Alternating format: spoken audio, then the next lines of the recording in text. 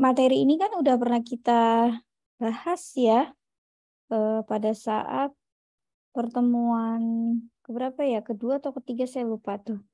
Ya, nah ini bagian dari kita review ya, review bagaimana nanti kita teman-teman dalam menjawab soal penghitungan dan penjurnalan dari masing-masing transaksi. Ya, nah di dalam studi kasus ini ada 2 soal, tapi yang kita bahas adalah fokusnya di soal nomor 1 dulu ya. Nah, seperti yang teman-teman lihat di layar, ya bahwa ini adalah PT Cikarang Pratama Manufacturing atau PT CPM. Ini adalah perusahaan yang bergerak di bidang produsen otomotif ya, yang mana pada bulan Oktober ya dia melakukan ada beberapa transaksi ya, baik pembelian maupun penjualan. Oke. Nah, di transaksi yang pertama ya, ini teman-teman bisa lihat bahwa PT CPM telah melakukan impor BKP ya. BKP adalah barang kena pajak dari Singapura dengan kos $21.450 ya. Kos ini adalah harganya ya. Harganya. Nah, lalu ada insurance atau asuransinya adalah 5% ya. Dan ada beban angkut atau freight, ini adalah 10%. Lalu ada biaya masuk sebesar 5%. Nah, atas impor ini ya, terutang PPN 11% dan PPNBM 15%. Diketahui bahwa kurs KMK pada saat itu ya, $1 adalah Rp14.000. Nah, lalu perusahaan ini ya, forwardernya dia memiliki angka pengenal impor yaitu dengan tarif PPh 22-nya adalah 2,5%. Oke.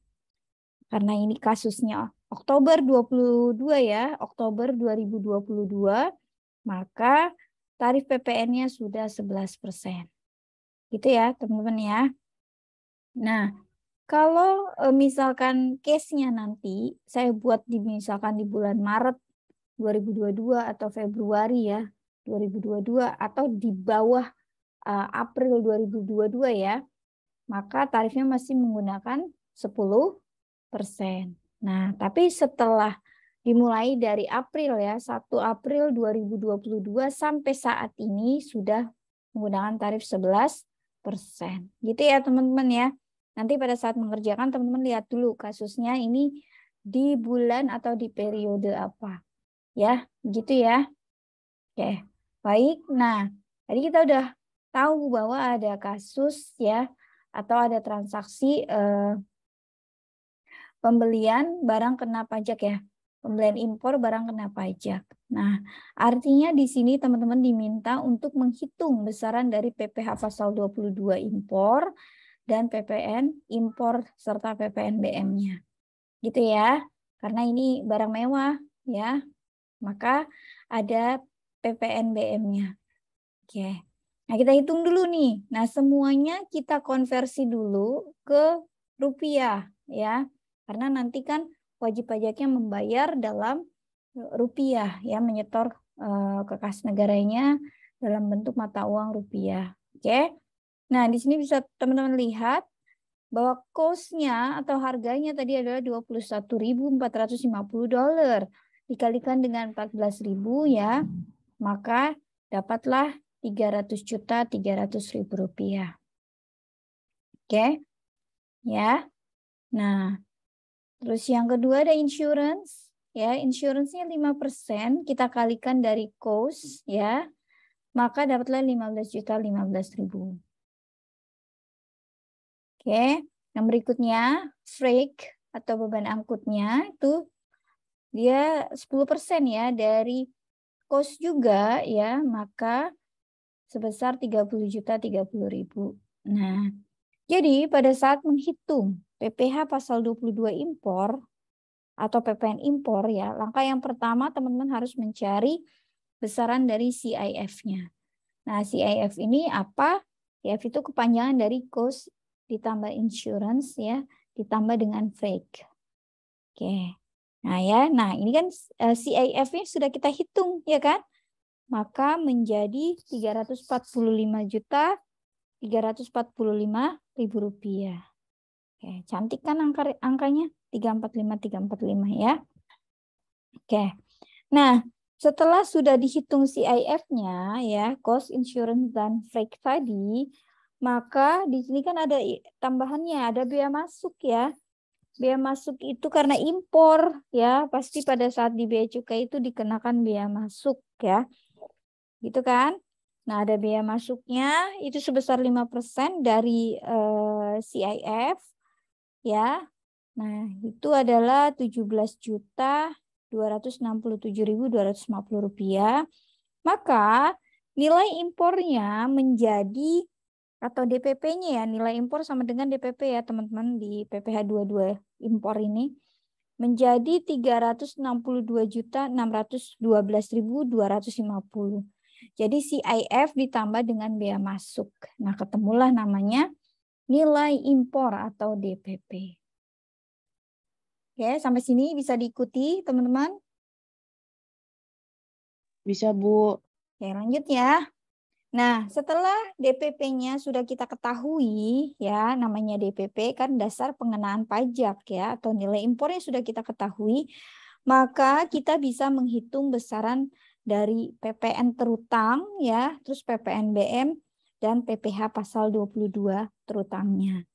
Gitu ya. Nah, tadi tarifnya udah diinformasikan di dalam kasus tersebut. Ya, PPN-nya ada 11% tuh.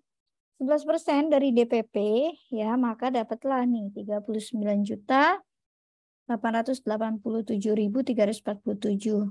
Nah, ini kan desimal ya, teman-teman ya. Angka ini boleh nanti teman-teman bulatkan ya.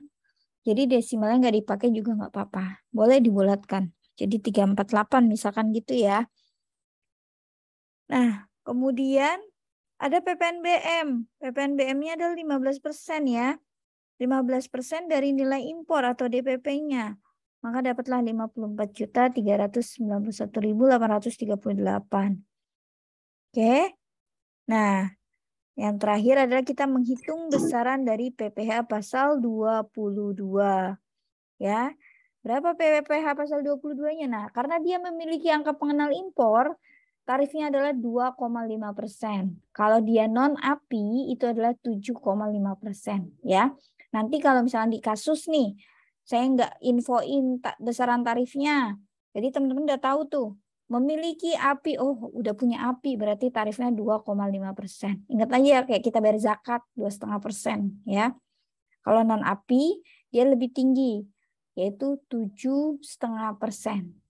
Ya, nah itu perbedaannya. Gitu ya teman-teman ya. Oke baik, kita lanjutkan. Nah, jadi berapa sih yang harus dibayar oleh si PT CPM itu ya, oleh PT CPM pada saat melakukan pembelian impor barang BKP tersebut. Nah, jadi PT CPM dia harus membayar 465.956.741 rupiah.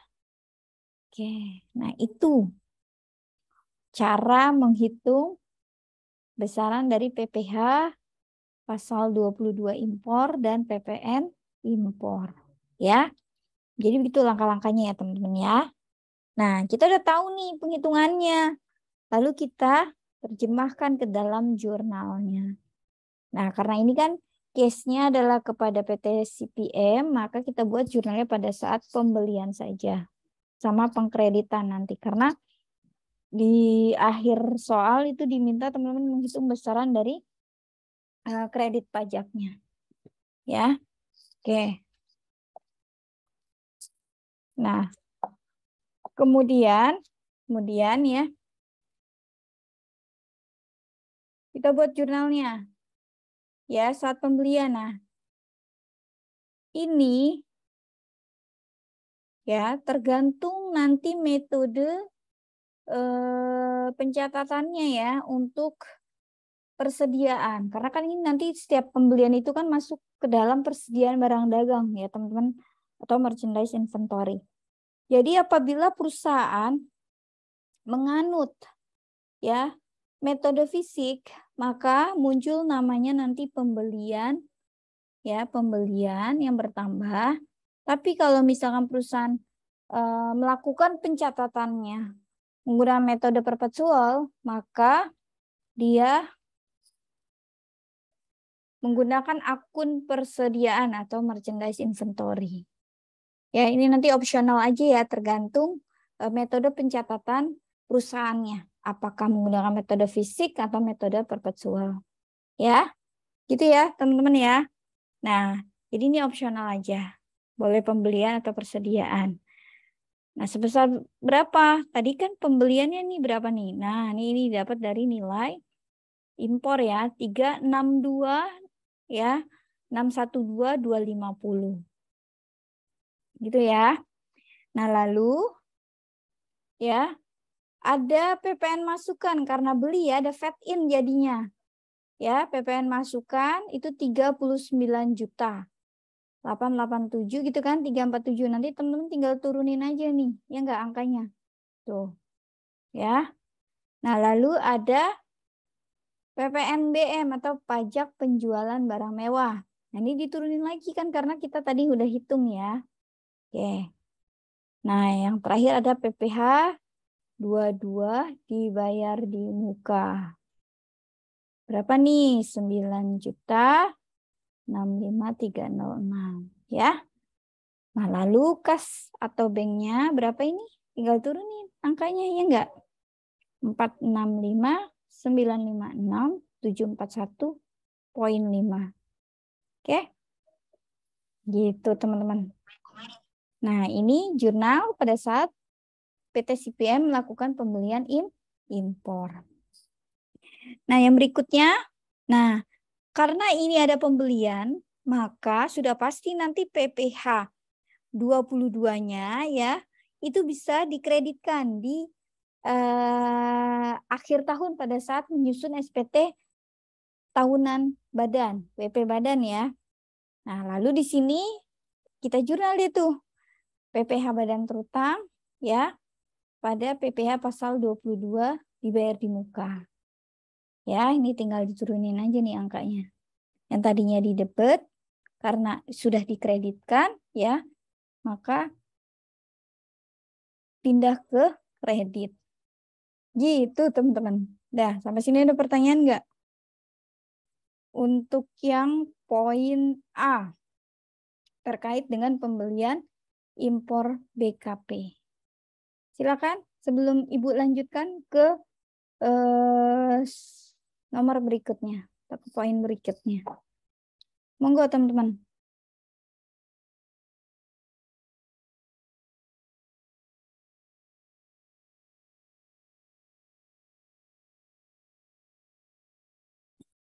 Gimana? Bisa dimengerti? Halo? Mengerti, Bu. Oke, baik. Lanjut ya. Lanjut. Ibu lanjut. Oke, berarti yang poin B ya. Nah, ini masih sama case-nya PPh 22 ya, cuma beda transaksinya. Kalau ini ke bendaharawan ya atau instansi pemerintah. Karena di sini terkait dengan menerima pembayaran dari Kementerian Keuangan atas penyerahan BKP sebesar 175 juta. Nah, ini kan transaksinya kan semuanya BKP ya. Artinya ada pengenaan PPN-nya, teman-teman. Ya. Nah, bagaimana nih penghitungan PPh 22 bendaharawannya? Teman-teman bisa lihat di sini karena ini belum termasuk ya, belum termasuk PPN nih 175 juta ini ya. Maka nanti kita hitung langsung dikalikan dengan tarif PPN-nya. Oke, langkah yang pertama, ini DPP-nya ya. Nih, penyerahan BKP ini atau disebut sebagai DPP ya. Nah, DPP 175 juta. PPh 22 tarifnya adalah 1,5% ya. Ingat ya, ini benaran pemerintah, jadi tarifnya 1,5% dikali dengan DPP dapat 2.625.000 ya. Lalu PPN-nya 11% karena ini BKP ya. Itu adalah 19.250.000 ya. Maka ya, jurnalnya adalah saat menerima pembayaran, ingat ada uang masuk berarti kas yang bertambah ya. Kas bertambah senilai 196.875.000 ya. Lalu ada pemotongan atau pemungutan. Ya, ada pemotongan atau pemungutan PPh 22 terutang karena belum dibayarkan ke kas negara ya. Itu senilai 2.625 ya. 000. Nah, lalu ada karena menjual ya, kan ini bahasanya menjual, penjualan. Maka ada fat out atau PPN keluaran. Ya, ini nanti tinggal turunkan saja. Nah, maka sales-nya atau penjualannya adalah 175. Dari sini ya. Makanya gitu, teman-teman. Ya. Nah, karena ini PT CPM dia memungut atau sebagai pemungut ya, sebagai pemungut, maka dia menyetorkan PPh pasal 22-nya ke kas negara. Ya. Menjadi ya debit yang tadinya kredit dipindahkan ke debit, utangnya ya, utang PPh 22-nya. Lalu karena sudah dibayar, sudah pasti kas atau banknya akan berkurang. Maka di kredit. Oke? Begitu teman-teman. Bisa dipahami ini soal B? Bisa, Bu. Oke. Lanjut? Lanjut. Lanjut ya. Oke, terima kasih Anissa. Nah, poin C. Poin C ini adalah membayar tagihan. Nah, ini membayar tagihan berarti ada hutang ya, teman-teman ya. Ada hutang yang timbul. Ya, atas pembelian kendaraan sebesar 160.600.000 termasuk PPN. Nah, ini including PPN 11% dan PPNBM 35%. Nah, ini ada dua cara sih ya kita mencari DPP. Yang pertama rumusnya ini DPP. Kalau mencari DPP ya, berapa sih DPP-nya? Rumusnya ini ya teman-teman, 100 dibagi 146 dikali harga after tax-nya ya, atau setelah pajaknya. Itu nanti dapatnya segini nih, 110 juta. Ya. Oke, nanti kalau sudah habis kita join lagi ya. Dapat 110 juta nih. 100 dibagi 146. Ya. Nanti kita dapat 110 juta. Nah, ini DPP-nya. Tinggal nanti teman-teman cari PPN dan PPNBM terutangnya. Karena udah tahu nih tarifnya. 11 dan 35. PPN 11%. Dari 110 juta itu adalah 12.100.000 ya. Lalu PPNBM 35% dari 110 juta adalah 38.500.000. Nah,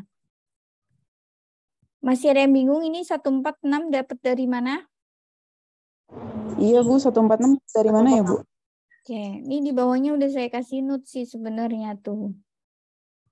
Nah, 146. Kan 100 itu kan persentase kan? Betul kan? Iya. Nah, tarif PPN berapa? 11. 11. Nah, terus ditambah tarif PPNBM 35. Jadi 11 tambah 35 kan 46. 46 ditambah 100. Jadi totalnya adalah 146. Gitu teman-teman. Ya. Nah, jadi kalau mencari DPP rumusnya adalah seperti ini. 100 dibagi 146. Nanti tinggal dilihat aja nih PPNBM-nya berapa. Kalau misalnya PPNBM-nya 20% berarti penyebutnya berapa? 131. Iya, 11 tambah 20, 131 Oh, iya, betul. iya. Jadi gitu ya. Bisa ya dipahami ya. Oke, makasih. Nah, jadi Untuk case ini karena ini including ya, include PPN, jadi harganya sudah apa namanya after tax ya. Nah, maka PPh pasal 22-nya kan kita cari DPP dulu ya teman-teman, karena kan PPh 22 itu kan tarif dikali dengan DPP-nya gitu kan. Nah, DPP-nya berapa? 110 juta tadi kan. Nah, tarif PPh 22 untuk kendaraan, pembelian kendaraan nanti teman-teman bisa googling aja. Kalau enggak nanti lihat di apa namanya? Di catatan lagi ya, bahwa tarif PPh 22 untuk pembelian kendaraan adalah 0,45%. Ya, ini bukan kata saya tapi kata aturan ya, ada di dalam undang-undang. Ya. 0,45% dikali 110 juta maka dapat 495.000. Nah, sehingga harga setelah PPh-nya adalah segini. Nah, sekarang kita jurnal ya, kita jurnal.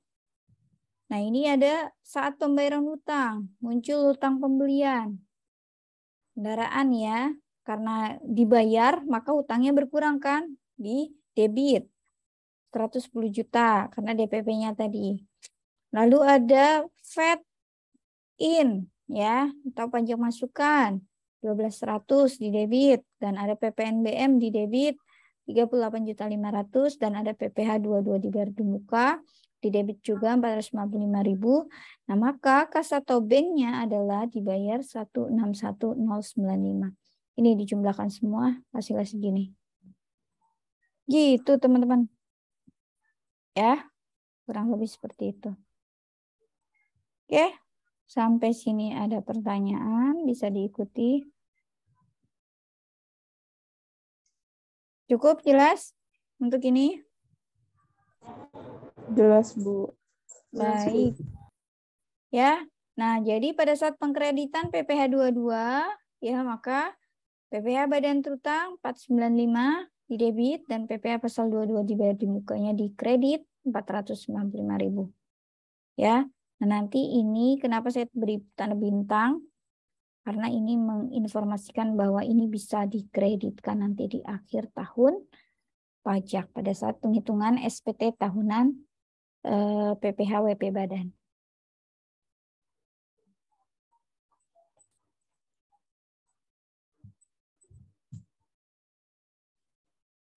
Begitu teman-teman. Ini untuk soal yang C. Soal yang D juga sama, ini terkait dengan PPh 22 juga. Tapi ini dia menerima pembayaran ya. Maka kas nanti yang bertambah. Terus kreditnya ada pajak keluaran ya otomatis. Terus ada PPh 22 terutang dan ada penjualan ya. Lalu saat penyetoran karena ini PPh 22-nya terutang, maka si CPM memiliki kewajiban untuk menyetor ya, karena dia sebagai pemungut. Dia yang memungut PPh 22 atas penyerahan BKP kendaraan ini. Nah, maka disetor ke kas negara ya, pada saat penyetoran jurnalnya ada PPh 22 terutang pada kas atau bank sebesar 1.350.000. Begitu teman-teman. Silakan sampai sini. Ada pertanyaan nggak untuk yang poin A, B, C, D ya kan? Ini terkait dengan PPh pasal 22. Silakan teman-teman.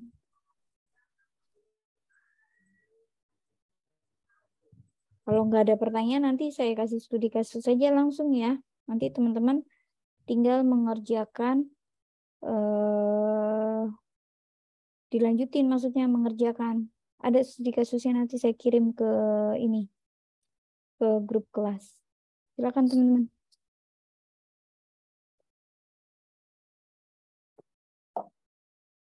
Ayo, ada yang mau ditanyain nggak?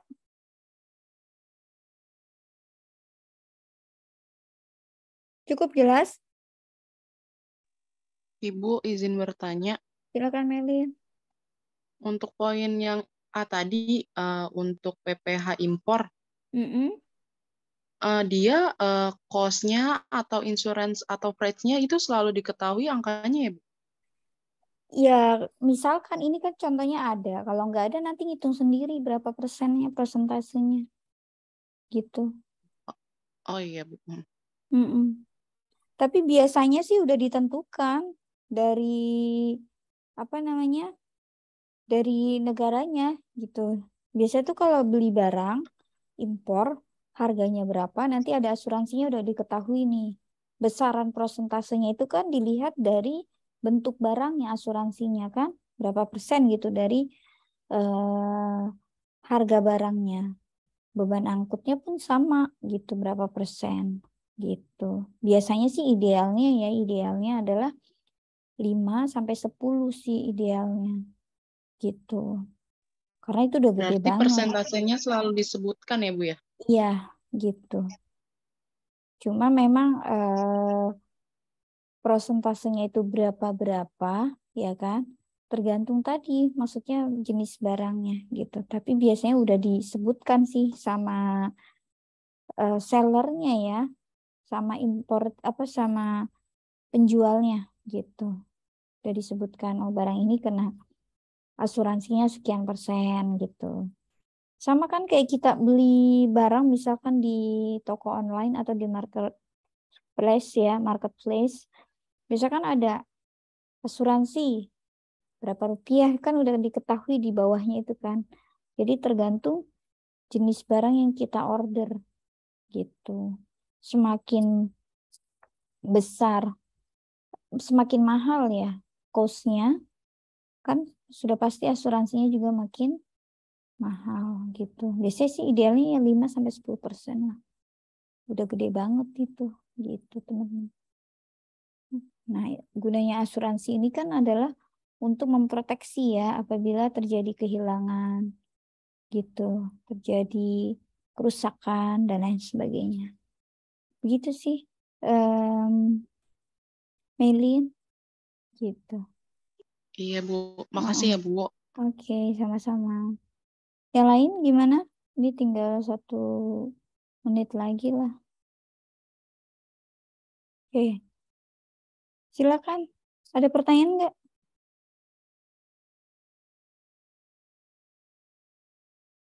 Oke, langsung ini aja ya ngerjain studi kasus nanti ya setelah ini ya. Gimana? Jam berapa nih? Udah 8:30, 8:23. Gimana teman-teman?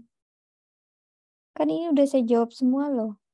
Tadi kunci jawabannya udah di apa namanya? Kunci jawabannya. Filenya udah saya share ya. Silakan teman-teman ada pertanyaan nggak?